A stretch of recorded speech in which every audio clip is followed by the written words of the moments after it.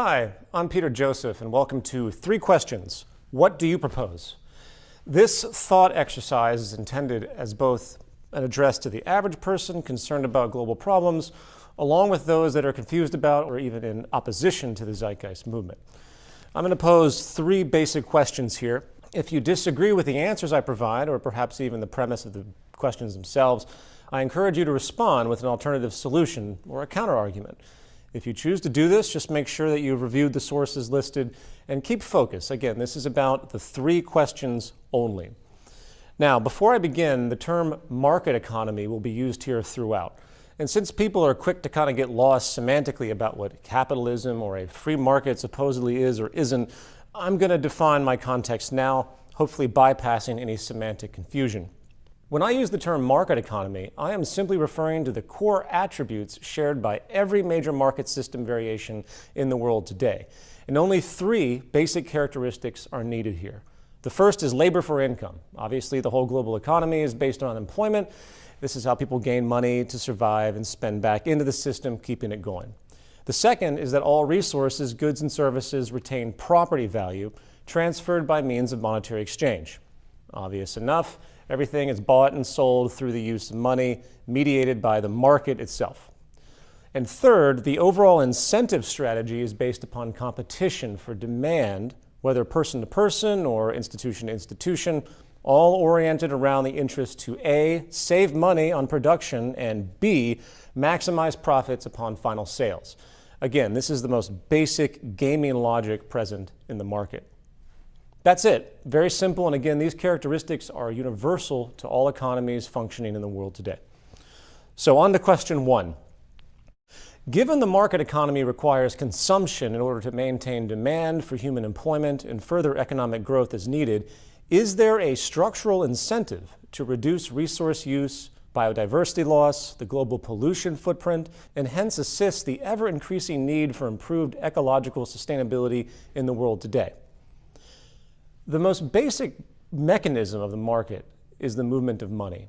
And like the gas pedal on a car, if monetary circulation slows, it means demand and turnover slows, and the average effect is a loss of jobs, loss of income, and a loss of economic growth. Therefore, consumption is the fuel of the market system, and the more we consume, the better the health of the overall economy. Yet this necessity for constant cyclical consumption is in complete contradiction to what is needed for basic long-term species survival. Wouldn't it seem responsible to conclude that the goal of any viable economy is not only to meet the needs of the population, but to do so in the most strategic, efficient, and conservative manner possible? Yet the market incentivizes the exact opposite behavior due to this need for constant turnover. In fact, the entire basis of the market can be summarized in one paradox. The market justifies its existence by the recognition of scarcity, but due to its structural mechanics, actually promotes and rewards infinite consumption. If this confuses you, it might be because this contradiction remained rather hidden in the past. 200 years ago, our technical means were primitive, and the idea of being able to produce as rapidly as we do now, accessing major resources virtually at will, was a pipe dream. We simply didn't have the technological efficiency back then. For example, 300 years ago, a shoemaker could produce maybe a few pairs of high-quality shoes a day. Today, a common automated shoe factory can produce a pair every 30 seconds, or about 4,000 a day. So the level of production efficiency has increased so dramatically that we are no longer having a problem overcoming any scarcity of means. The problem now is keeping people consuming. And by the way, if you're wondering why in the wake of all this great productivity, there are still billions of people who lack the most basic goods, that is the result of a different market mechanism which will be touched upon in question 3, the inevitability of market-generated poverty and inequity. Anyway, back on point. The modern economy is no longer scarcity-based on this level, it is consumption-based, as it needs high levels of turnover to keep people employed and growth going. And obviously the side effect of all of this is ever-accelerating resource depletion, biodiversity loss, and destabilizing pollution. Now, there are, of course, countless corroborating studies that confirm how the world is increasing in its deficiency to meet the needs of the future population. Some estimates find that humanity will need 27 more Earths by 2050 to meet demand, for example. The rampant Severe biodiversity loss is not only disrupting basic biosphere functions, it is now a fact that virtually all life support systems are in decline, with 50% of all wildlife having been destroyed in the past 40 years alone. As far as pollution, these issues are nothing but accelerating in both water and atmospheric, creating tremendous destabilization and ongoing environmental damage and negative public health outcomes. And keep in mind, as explained at length in the Zeitgeist Movement's materials, these problems are not immutable. They can be fixed if an economic and industrial reorientation away from market economics was achieved. However, those specifics are not the subject of this essay. So for more information on that, please read the free online book, The Zeitgeist Movement Defined. Now, as a final point of evidence, a cursory review of all recent historical attempts to stop overconsumption, slow biodiversity loss, and reduce pollution have been met with virtually a stonewalling mentality by the business community. Of course, there's no mystery to this tendency, because the fact is, acting in a conservative, truly efficient, and sustainable manner is literally the opposite of what the market requires to function in the long term, keeping this profit machine going. For example, America's Environmental Protection Agency has constantly been attacked by interests worried about a loss of income and growth. Just last month, the Wall Street Journal ran the headline, "The EPA's latest threat to economic growth," attacking the EPA for its interest to improve air quality standards. And they're right. If the EPA does push forward, many jobs and billions of dollars will be lost. That is simply what happens when waste reduction and technical efficiency and conservation is applied to this system. If you need a more visceral example, look at what the developing nations are doing as they struggle to gain economic growth and raise their standard of living. It's all being done at the expense of the environment. China's push for massive industrialization and growth has been enabled by keeping low environmental standards, and now it has 16 of the world's most polluted cities. And again, if you look carefully, all developing nations are doing the same thing. They simply can't afford more green industrial methods at this point.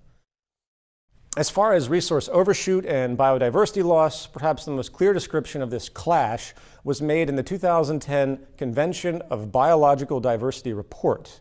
In 2002, 192 countries got together and agreed to slow biodiversity loss, only to come back 8 years later completely defeated, stating, "None of the 21 sub-targets accompanying the overall target of significantly reducing the rate of biodiversity loss by 2010 can be said definitively to have been achieved globally.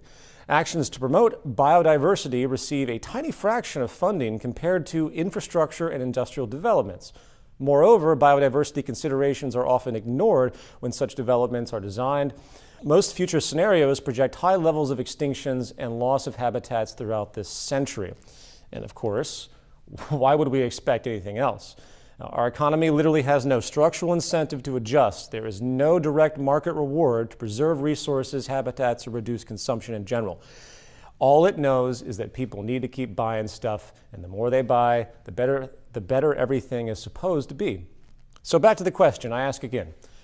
Given the market economy requires consumption in order to maintain demand for human employment and further economic growth is needed, is there a structural incentive to reduce resource use, biodiversity loss, the global pollution footprint, and hence assist the ever-increasing need for improved ecological sustainability in the world today?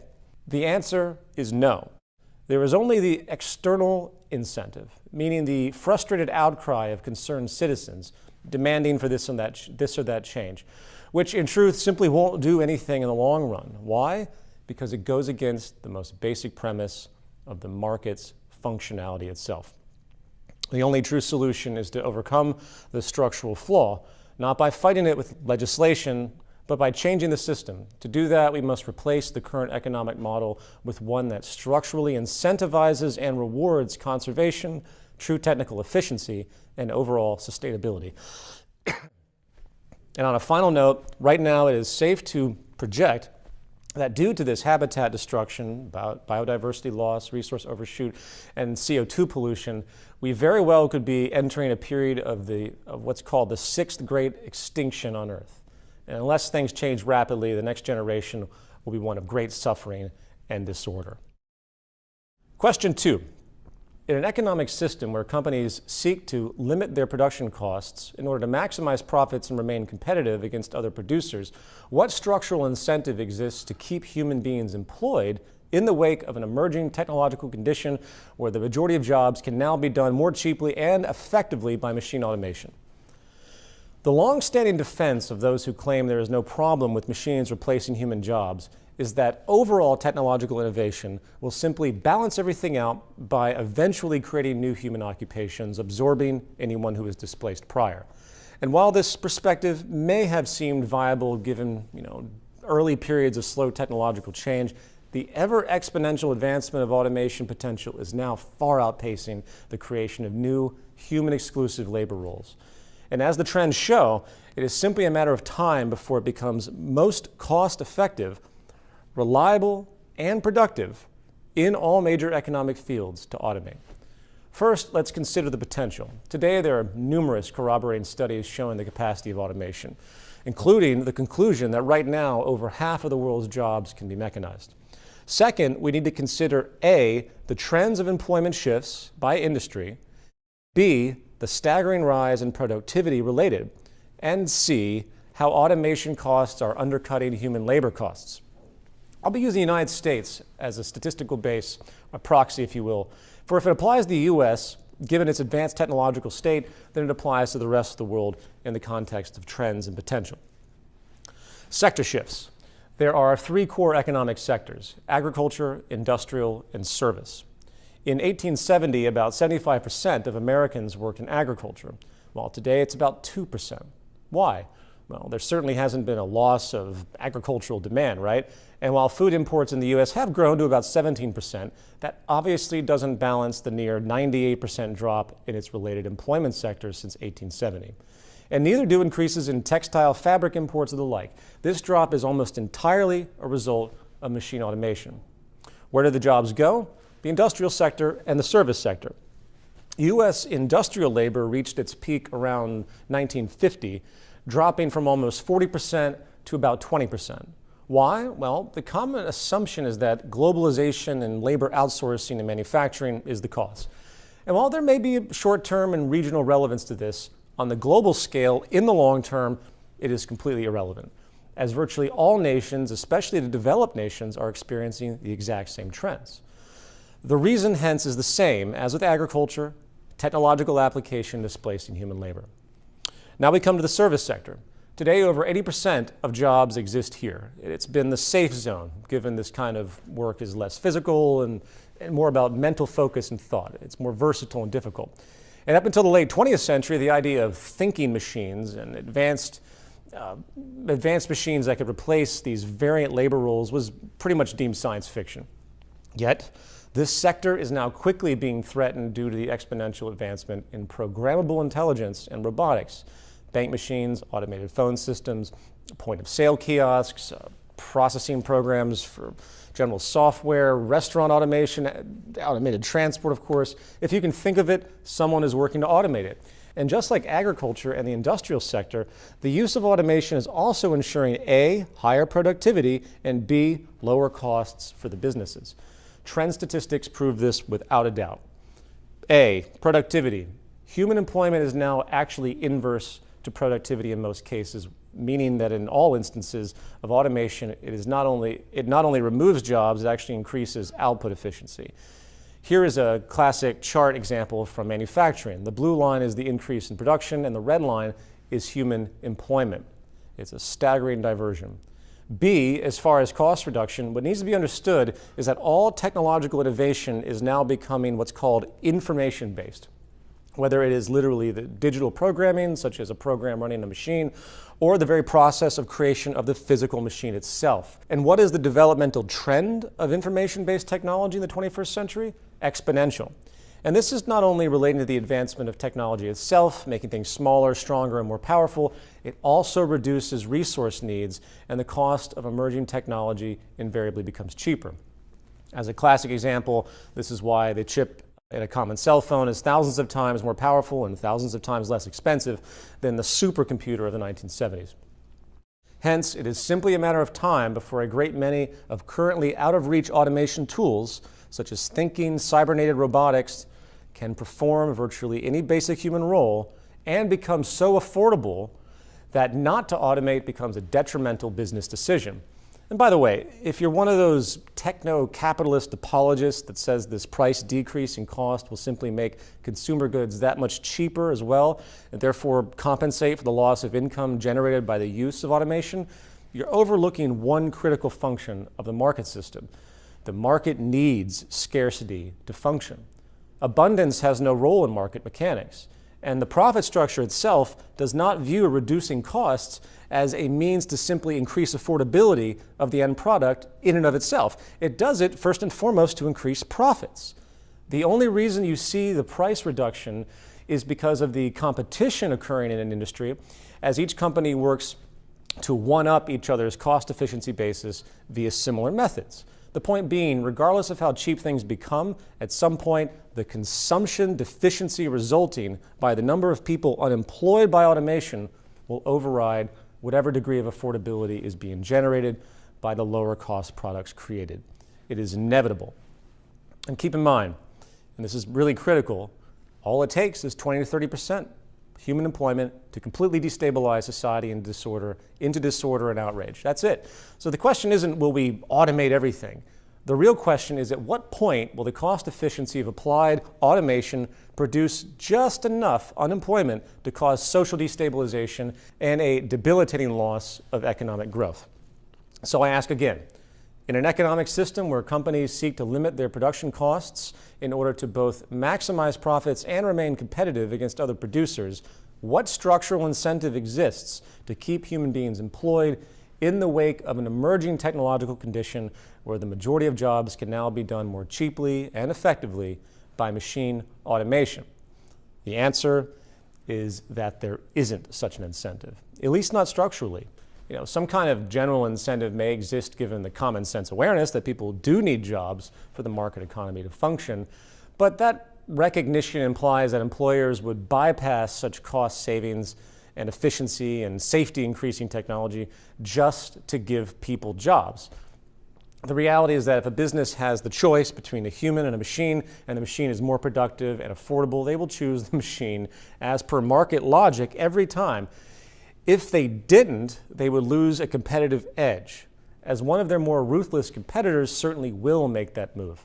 Therefore, the only true, logical, and responsible solution in this scenario is to remove the labor for income system itself, hence removing the market and evolving to a new kind of economic interaction. Question 3. In an economic system which inherently generates class stratification and overall inequity, how can the effects of structural violence, a phenomenon noted by public health researchers to kill well over 18 million a year, generating a vast range of systemic detriments such as behavioral, emotional, and physical disorders, be minimized or even removed as an effect? Many today talk about the horror of unnecessary death and suffering, from dramatic accidents to psychopathic behavioral violence to historical genocides, wars, and other atrocities. In this, we might notice a kind of moral relativism in what society prioritizes as most condemnable, most often highlighting visceral human versus human behavioral violence rather than taking a more objective view. Statistically, if we really wish to be comprehensive in locating the most prominent, ubiquitous, and unnecessary causes of death and suffering in the world, we would discover one main catalyst: class inequality and low socioeconomic status. Class inequality and low socioeconomic status trump every other form of violence and public threat, hands down. The leading cause of death on the planet Earth is relative and absolute poverty, period. Every single year, the near equivalent of 2 holocausts, nearly 20 million people are killed by the inefficiency inherent to the market economy and its mathematical inevitability to create large class divisions and resulting human deprivation. In this, there are 2 types of deprivation to note: absolute and relative. Absolute deprivation is what the billion people currently not getting their basic nutritional needs are experiencing. This kind of deprivation is about basic physical needs not being met, and hence the manifestation of sickness and premature mortality due to a lack of resources and options. Relative deprivation has to do with the mental, emotional, and physical disorders that result from the stress of simply existing in the lower tiers of a wealth imbalanced society. For example, numerous studies that compare public health outcomes from one country to another based on the level of inequality in that country have found that those with the least amount of behavioral violence, the least amount of general crime, infant deaths, drug addictions, heart disease, many cancers, obesity, high blood pressure, low life expectancy, depression, general mental illness, and other reduced problems also have lower wealth inequality by comparison. Put together, these two forms of deprivation, absolute and relative, constitute what is called structural violence, which is a systemic form of violence. That is typically not what many think of when we consider the idea of violence in general. I'll put it this way.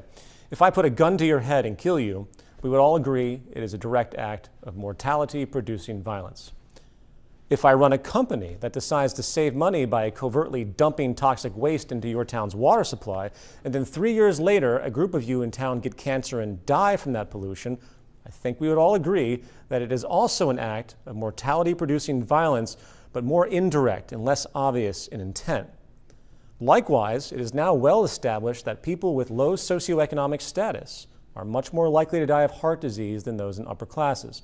It is a known fact that the toxic condition of simply being poor, both in absolute and relative terms, manifests this disease amongst many others. And yet, when people do die as such, rarely does someone bring up the idea of indirect violence, or more accurately, structural violence. Why? Because the outcome can only be measured by statistics across a population and not deduced from any singular case. So it's counterintuitive to our education. But yet, there is no principal difference between being killed by a gunshot to the head, being poisoned by a company's pollution, or dying of heart disease because of the causal chain reaction set in motion by the economic system. A system that artificially generates economic inequality and poverty, invariably forcing some people to exist in the toxic condition of low socioeconomic status. Now you'll notice I said the word artificial, because this poverty is not inevitable or some immutable natural law of human society, just as shooting you with a gun is not inevitable and just as polluting your water supply is not inevitable. The class system we endure today is a product of the market system, and it can be removed. Along with the 2 Holocausts occurring every year because of it, this may not have been the case in the past, but it is definitely true today given modern technological capacity to create a global abundance. The fact is, low socioeconomic status is the leading cause of death on the planet Earth. And what does that mean by extension? If economic inequality and inevitable poverty is technically unnecessary and merely a structural outcome of the market economy itself, then it means the market is the leading cause of death on the planet today. So back to the question. In an economic system which inherently generates class stratification and overall inequity, how can the effects of structural violence, a phenomenon noted by public health researchers to kill well over 18 million a year, generating a vast range of systemic detriments such as behavioral, emotional, and physical disorders, be minimized or even removed as an effect? The answer, of course, is it can't be removed. It's a built-in system effect. And the longer we have the market, the more Holocausts will occur. And we will see 3 and 4 Holocausts a year as time moves forward, given the extreme rise in economic inequity. And this statistic shows no sign of slowing. As far as being minimized, yes, I guess some kind of wealth reallocation could emerge, but the effect would be minimal, as it still does little to address the true structural source of the problem. It would be just a patch. Not to mention the odds of that occurring at all is deeply improbable, as any such direct action would inherently be a violation of the very nature of free market theory, right? Which assumes that market action itself is self-regulating, and any type of state imposition is wrong. And by the way, if you're one of those people who says that we don't have a free market today, and we have state coercion or crony capitalism, please watch my lecture, Origins and Adaptations Part 2 from the University of Toronto in 2014, along with my Berlin lecture, Economic Calculation and an NLRBE in 2013, where I counter this nonsense specifically. We have only a pure free market in the exact sense of those terms, meaning the freedom to compete and restrict the freedom of others in that process. Now I'm going to stop here. These 3 questions are my challenge to you. Each question poses a challenge to the very basis of the market system itself, and if any of you out there can answer these questions and explain long-term resolutions without the removal of the market economy, I certainly want to hear it. Simply make a video response, post it, and send it to the link below. And please, everyone, share this video These are questions that every news show and every socially conscious media outlet or activist personality should be addressing.